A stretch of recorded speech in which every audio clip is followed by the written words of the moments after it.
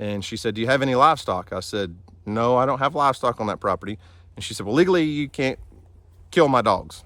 I said, well,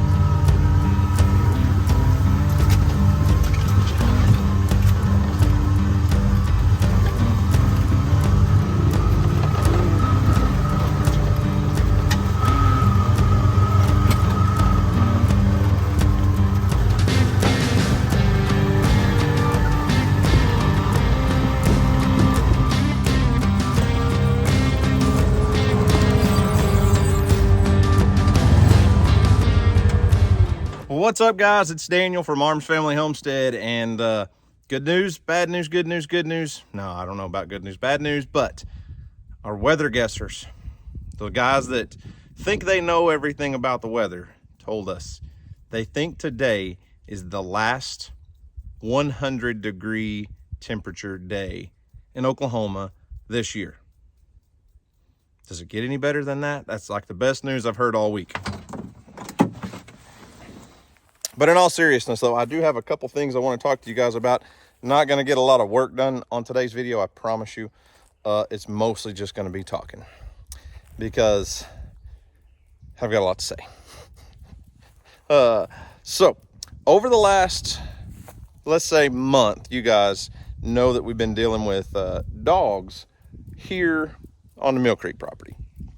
And it started off getting a few pictures on trail camera every now and then it become almost every day and night. Set up the pig trap, caught those 2 boars, and then started getting video after video after video from the hog trap of dogs just hanging out here day and night, all throughout the day, all throughout the night. And as I've discussed several times on video, we had no way of knowing whether these dogs were just wild feral dogs that had been around roaming the countryside for a long time, whether they were somebody's pets or whether they were dropped out here, abandoned, somebody took some dogs out on a county road and abandoned them. And I was leaning more and more towards that they had been abandoned because of the sheer amount of time they were spending on this property. Every time I came here, we would see them. We would get pictures morning, evening, night, videos. I mean, I had one video, the dog was literally laying under the pig trap. And it was a problem, it is a problem, when you don't know the whole story. So I started driving around the neighborhood, and there's really honestly not very many houses around us. It's a pretty unpopulated area. This little Mill Creek, the town of Mill Creek, is just a few hundred people. It's mostly large ranches. Like the property directly east of us, I believe, is about 3,000 acres. There's a few decent, these small properties around, but once you get more than a mile or so away, they're a couple thousand up to 10, 15 plus thousand acre ranches. So very few homes. And after the first time I come out here that I actually got those 3 dogs to come up to me and figured out they were actually friendly and one had a collar, it made me think that they probably weren't dumped here, that they were just roaming the countryside. Because they are Anatolian Shepherd, at least partly Anatolian Shepherd mix, and that's a livestock guardian breed. That's Bear, our dog, is 50% Anatolian Shepherd. And they can tend to roam around a little bit if they don't have a job. Those dogs need a purpose. They need a job. They're livestock guardians. And especially when you have multiple, they tend to roam. The Anatolian Shepherds, in my experience, don't seem to roam as much as the Great Pyrenees. The big white fluffy dogs will roam all the time, but they need a job. They need something to guard. They need something to protect. Then I came back over a few days later, and we came across the one little spotted female that I found laying in the mud by our pond, that little mud hole. It's not really even a pond. And that dog kind of acted different than the first 3, but she was alone. The other 3 were together. They get that pack mentality, and they're big, tough dogs, you know. But when one's alone, it's a little bit different. And she was kind of whimpering and whining, and I asked you guys for advice. You know, what would you do in this scenario? Because, A, first off, I don't need 4 dogs. B, I don't want to say it's not my job to take care of them, but if they belong to someone and they're just roaming, and then I take them and I take them to a vet and I get them checked for microchips and I get their shots and dewormed and all of that, then I just stole someone's dogs. Because knowing that Great Pyrenees and Anatolian Shepherd, which some of them may have some Great Pyrenees in them, I'm not sure, but knowing that these livestock guardian dog breeds roam, they could belong to somebody. So if I took them and took them to the vet, spent a bunch of money on them, found somewhere to put them, keep them, get them, you know, quarantined for a couple weeks, and then try to rehome them like so many of you suggested, then I just stole someone's dog. And yes, they were not properly taken care of and not, you know, where they were supposed to be, but the end result is I stole someone's dog. So I didn't want to do that. And they weren't going anywhere. So it's like every time I come over there, they're still here. We see them every day. So it's not like they were going anywhere.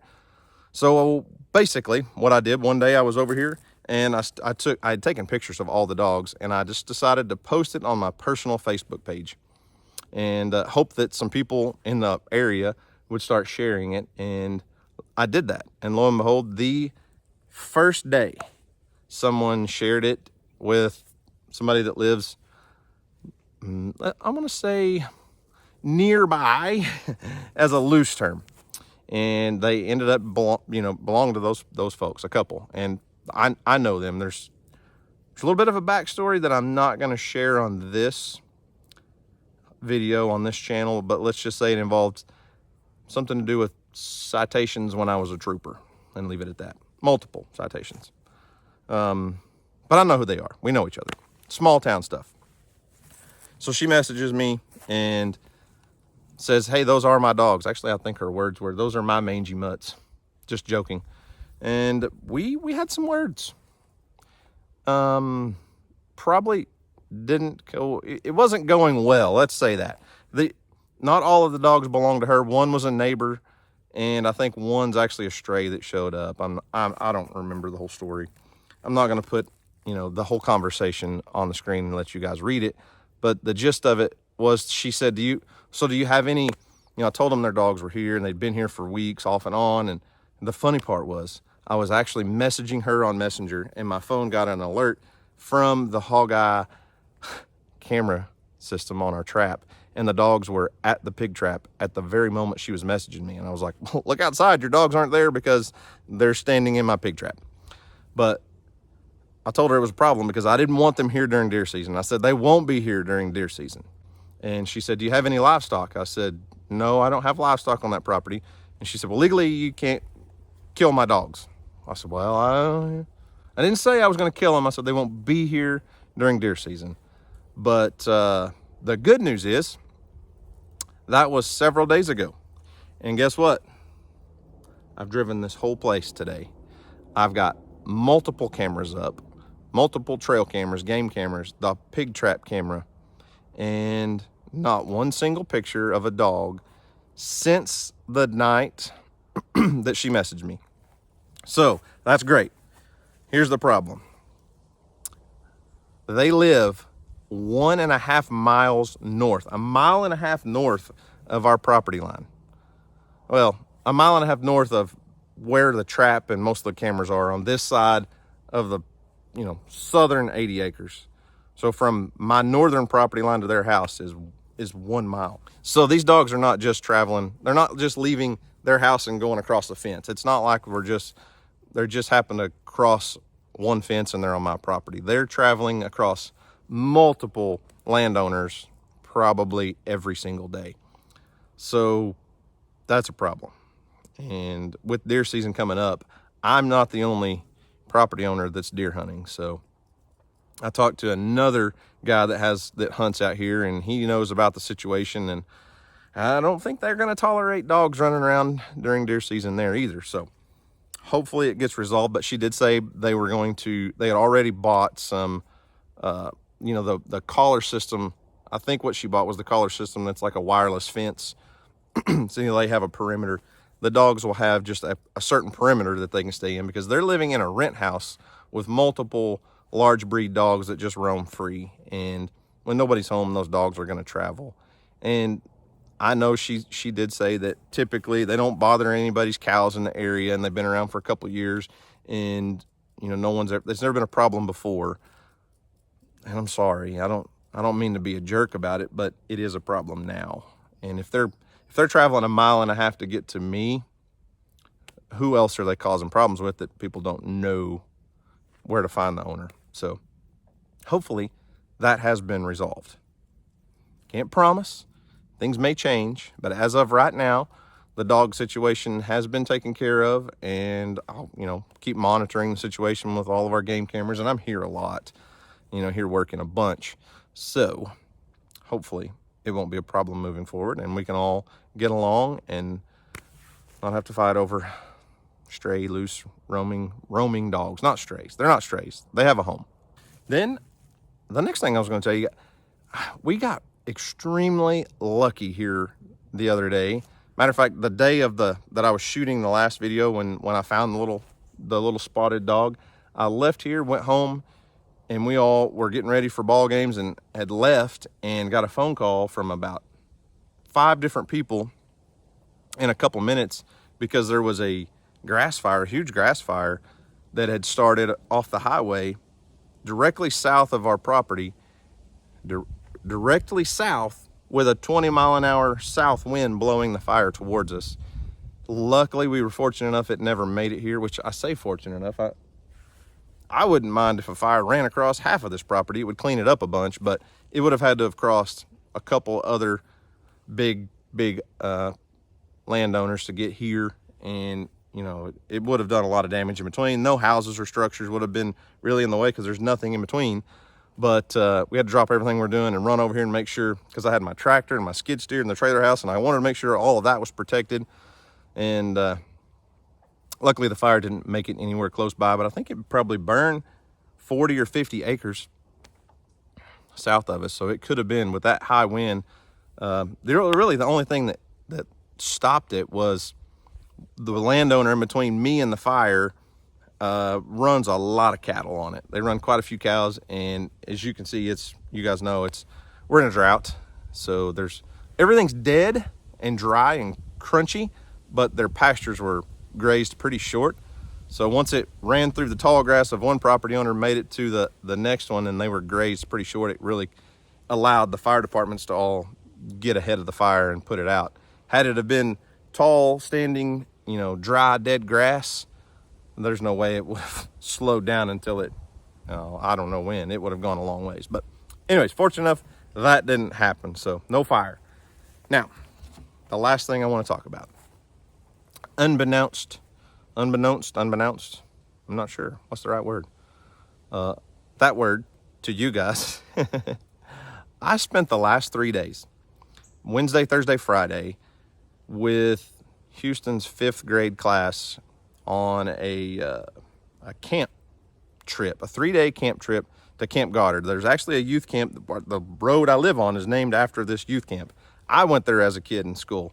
Our local school takes 5th grade there for 3 days every year. I think it was a full week long the year I went, but that was 30 years ago. Golly, you guys are getting old.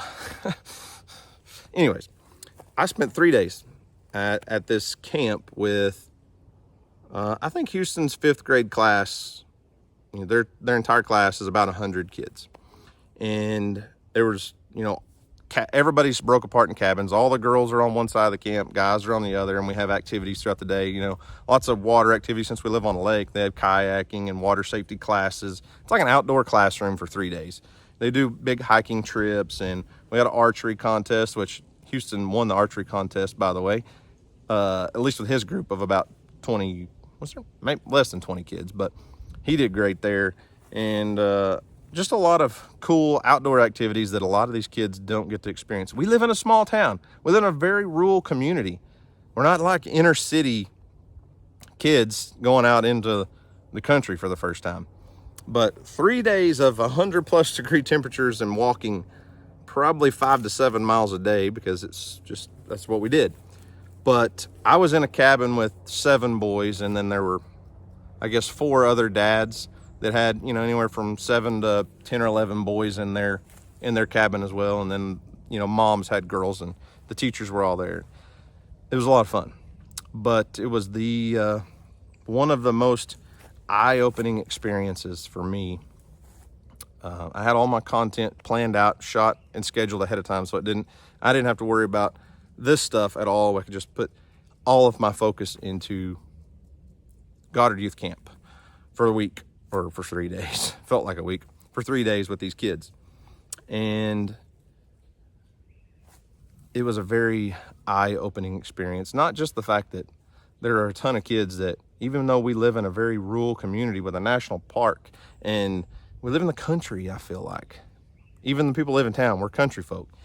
There were a lot of kids that they hadn't spent that much time outside ever in their life. And it's 100 degrees, and we're walking trails, and we're hiking up and down these canyons, and it was tough. But it was eye-opening, humbling experience, because there's a lot of broken families out there. There are a lot of kids from broken homes and hurting homes. And the last 3 days made me realize how much we're failing our kids in this country, how much we're failing the next generation. Because I didn't realize firsthand, I just hadn't experienced it. It's out there, but there's some kids out in our own community, in your community, in every community. There's kids out there that are hurting, that are starved for attention. This is Houston's 5th grade class. They're 11 years old, and spending 24 hours a day with these 7 boys, plus, we had group activities where there'd be more, and then we'd have the whole group together, but the intimate time with those 7 boys, plus, another group that we were combined with a lot, so that bumped us up to 16, 18. Some of these kids, I don't know how they're making it through life. I packed. I planned ahead. I knew, I'd have all these boys in a room at night, and there's no TVs, there's no phones, they have no electronics. It's just us in the woods. There is an air conditioner, but there's not even a bathroom in our cabin. We had a community bathroom up the hill, and so it's not roughing it, but it's close. And so I packed a bunch of snacks and try to keep these kids entertained at night before we go to bed. And you could just tell the ones that don't have much at home, that don't know when they're going to get their next meal, because we'd have snack time, even maybe snack time out on a trail or snack time in our room, and you could tell the ones that were hoarding snacks, not to be selfish, not even being the least bit selfish, but you could just tell they were putting food back, because I feel like at home they don't know when they're going to get their next meal. And just kids that are in our school system, in our public school system, in our small little, very tight-knit, close community, kids that are hurting for attention, that would latch on to me and just be right here beside me everywhere we went, have 1,000 questions. And I don't know how to fix it. I don't know how to make it better, but it was a very humbling, eye-opening experience that scares me. It scares me for our future as a country, our future as a town, our future as a community. How are we failing? How do we have so many parents that are failing to raise their own children and love them, just to love them? These kids it's not like we went into the inner city and found homeless kids that their parents are in jail. These are just people from our community And these kids are not getting love. They're not getting attention. They're needing it so badly. And it just breaks my heart that last night, we had so much fun all day. I mean, we were going from 7:30 in the morning till 10:30 at night. And, you know, we had a couple hours of free time before bed, and everybody's running around, and the boys are all at their flashlights, and they're out pranking each other. And, you know, so everybody's in and out of the room. And finally I get everybody corralled, and I'm like, all right, it's bedtime. We're turning off the lights. Flashlights off. We're going to bed. I'm sleepy. I'm tired. We've been out here in the heat all day. And Houston, I could tell earlier, you know, over the last hour or two, was getting tired. He was wound down. He was mentally done with the day. You could just tell. And lights out. Houston was a couple beds over from me, and he said, hey, Dad, will you come over here and pray with me? And I thought that was the cool thing that happened. I was like, wow, that's, you know, yes, yeah, Houston, I'll come over there. You know, it's dark, and I knew he was tired, and so I was sitting there with him on the bed, and we said his prayers, and I was talking to him, making sure he was all right. And so we're just kind of whispering, and another kid in our cabin, I don't even know if I can say this. This other kid says, Houston, you're so lucky because you have a dad that loves you, and I don't have anybody that loves me. He said a few other things that it ripped my heart out.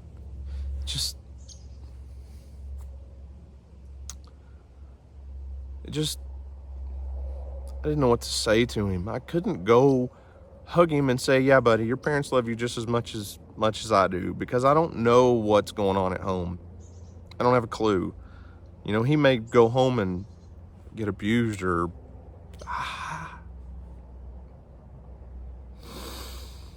I don't know. But it was hard. But all I can hope, and I told that story to several other counselors, and the other counselors that were there are, you know, my age, friends of mine and people I know, and the teachers, and I told them that story, and, you know, we all, you know, kind of talked about it. And all we can hope is that in those 3 days, we can just shine a little bit of light on those kids and show them that there is hope. There is something out there better than what they're experiencing at home. But I don't know how to fix it. I don't know how to reach through somebody's walls of their household and tell them that their kids need love and attention and compassion, and they don't need to be spoiled. They need to be raised. They need to be nurtured and loved and disciplined and all the things. I mean, I had a kid tell me, he asked me, we're walking down a trail, and he said, are you mean or nice? I said, well, buddy, I don't know. You tell me. You've been with me for a couple days, and I've had some rules, and we've, you know. He said, well, I think you're about 70% nice, 25% mean. And I was like, well, the math doesn't add up there, but I don't know what the other 5% is. But I said, well, I think I'll take that. That's good. That means I'm doing good enough at saying, hey, let's have fun. Let's have a great time. But I also have structure and discipline and rules. And when it's time to do something or go somewhere, we're going to do it. And then when it's time to have fun, we're going to do it. And I don't know, the last thing that we had so much fun. It was great. The last thing, and I'll end on this. The last thing that we did today, the kids, we were all packing up. You know, we had done activities and events all morning, and, you know, we had about 45 minutes to pack and clean our cabin. And over the last couple of days, listen, I let the boys have fun. They had a great time. They all had pillow fights and all that. And, you know, the last thing I did, we were packing all our stuff, and I said, all right, boys, it's time. I hadn't joined in on a pillow fight yet, and I stuffed my pillow down in my pillowcase and acted like a 10-year-old, 11-year-old. We had the greatest time for 3 minutes, you know, knocking each other down with pillows and